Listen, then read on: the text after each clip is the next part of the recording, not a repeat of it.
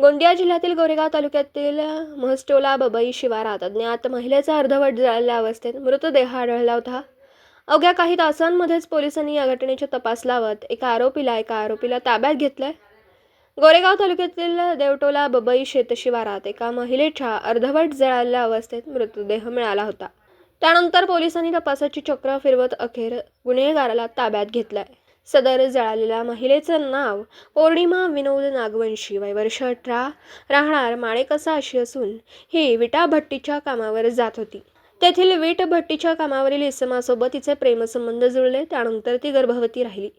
त्यानंतर आरोपी शकील मुस्तफा सिद्दीकी, वय वर्ष 28, राहणार मामा चौक, गोविंदपूर याने लग्न करण्याचे टाळलं.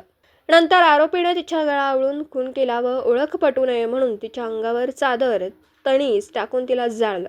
अखेर गुन्हे शाखा व पोलिसांच्या पथकाने घटनेचा तपास लावत आरोपी शकीलला ताब्यात घेतला. आरोपीने आपणच हत्या केल्याचं कबूल केलंय. या घटनेने पोलिसांचं कौतुक करण्यात येतं. अवघ्या काही तासांमध्येच या घटनेचा छडा लावत पोलिसांनी आरोपीला पकडलाय. गोंदियाहून प्रतिनिधी अमरदीप बडगे. दिवसभरातील घडामोडींचा आढावा घेण्यासाठी पाहत रहा N24 मराठी न्यूज चॅनल.